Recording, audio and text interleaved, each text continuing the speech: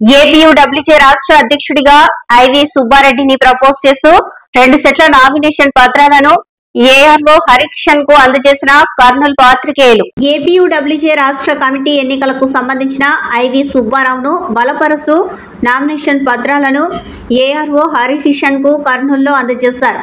2 సంవత్సరాలకు ఒకసారి జరిగే రాష్ట్ర స్థాయి ఎన్నికలలో భాగంగా జిల్లాల వారు పోటీలలో ఉన్న అభ్యర్థులను బలపరుస్తూ నామినేషన్ సెట్లను దాఖలు చేయాల్సిన దాంట్లో భాగంగా కర్నూలుకు వచ్చిన ఏఆర్ఓ హరికిషన్ కు కర్నూలు పాత్రికేయులు నామినేషన్ పత్రాలను అందజేశారు.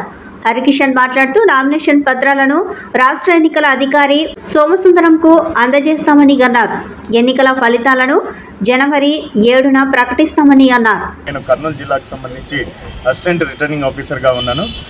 ఈరోజు చివరి రోజు ఎవరైతే ప్రపోజల్స్ చేయాలనుకున్నారో అంటే ప్రెసిడెంట్కి సంబంధించి కానీ లేదా ప్రధాన కార్యదర్శికి సంబంధించి కానీ ప్రపోజల్స్ చేయాలనుకున్నారో దానికి సంబంధించి ఈరోజు చివరి రోజు. దీనికి సంబంధించి ఫలితాలు 7వ తేదీ అయితే వెలువడతాయి. అయితే నాకు ఈరోజు ఇక్కడ కర్నూలు జిల్లాకు సంబంధించినటువంటి ఏపీయూడబ్ల్యూజేకి సంబంధించిన నేతలు అలాగే వారందరూ కూడా 2 సెట్లకు సంబంధించి నామినేషన్ దాఖలు చేయడం జరిగింది. అయినేని వెంకట సుబ్బారావు గారు, ఐవి సుబ్బారావు గారి తరపున 40 మంది ప్రపోజల్స్ చేస్తూ నాకు ఇవ్వడం జరిగింది. దీన్ని నేను రిసీవ్ చేసుకున్నాను.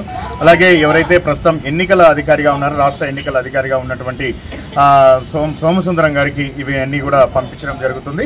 అయితే యునానిమస్గా ఎలక్షన్ జరిగినా లేదంటే యునానిమస్గా జరిగినా దీనికి సంబంధించినటువంటి రిజల్ట్ అయితే వచ్చే నెల 7వ తేదీ కూడా వెలువడుతుంది. ఒకవేళ ఎన్నికలు జరిగితే దానికి సంబంధించినటువంటి ఎన్నికలు ఎటువంటి అవాంఛనీయ సంఘటనలు చోటు చేసుకోకుండా ప్రశాంతంగా జరిగే విధంగా అందరి సహకారంతో అన్ని ఏర్పాట్లు కూడా చేస్తాం. లేదంటే యునానిమస్గా అంటే 7వ తేదీన సంబంధించినటువంటి వ్యక్తి డిక్లరేషన్ చేయడం జరుగుతుంది. Thank you.